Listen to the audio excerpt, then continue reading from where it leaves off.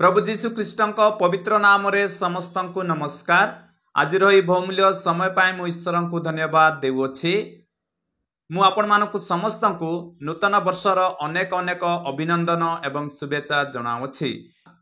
दैनिक गिर्जा को जानतु प्रिय बंधुगण, आम्भे माने एई 2024 वर्ष रे दैनिक गिर्जा जिबा बा सदा सर्वदा आम्भे माने उपासना गृह को जिबा।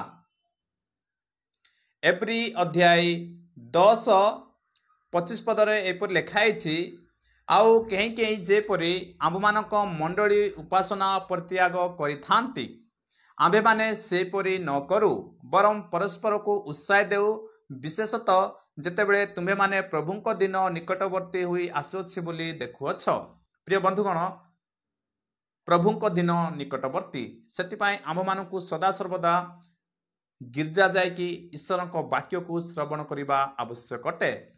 गीत संहिता 27:4 पदरे एहिपरि लिखाई, मु सदा प्रभु को सौंदर्य देखिबा पाई और ताहाको मंदिर रे अनुसंधान करिबा पाई जेपरि जावजीवन सदाप्रभु को गृह रे वास करिबी, एही एक विषय मु सदाप्रभु को निकट रे मागिअछि, ताहा ही मु अन्वेषण करिबी।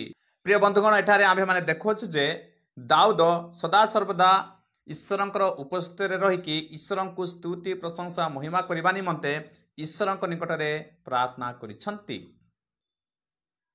चर्च जीवा द्वारा आत्मिकतार वृद्धि हेबो। प्रिय बंधुगण, जदि आम्भे माने प्रतिदिन चर्च जीवा एवं चर्च को जाकि ईश्वर को वाक्य को सुनिबा, तेबे आम्भे माने आत्मिकतार वृद्धि पाइबा।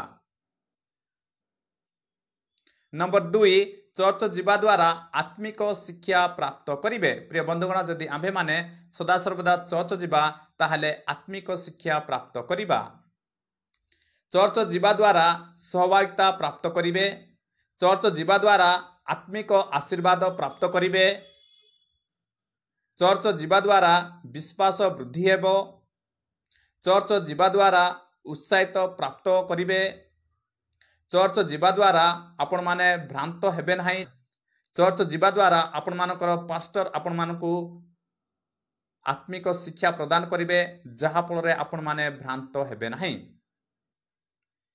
चर्च जीवा द्वारा ईश्वरंकर उपस्थिति को आपण माने अनुभव करिवे। चर्च जीवा द्वारा आपण माने ईश्वरंकर आराधना करिवे। चर्च जीवा द्वारा आपण माने ईश्वरंकर प्रशंसा करिवे। चर्च जीवा द्वारा ईश्वरंकर वाक्य रे वृद्धि पाइबे। प्रिय बंधुगण, चर्च जीवा द्वारा आपण माने सदा सर्वदा ईश्वरंकर वाक्य को सुनिबे, जहा फल रे आपण माने आत्मिकतार वृद्धि पाइबे एवं ईश्वर को प्रशंसा करिवे एवं ईश्वरंकर वाक्य रे वृद्धि पाइबे, जहा फल रे कि आपण मानकर एई वर्ष बा नूतन वर्ष आशीर्वादर कारण हेबो।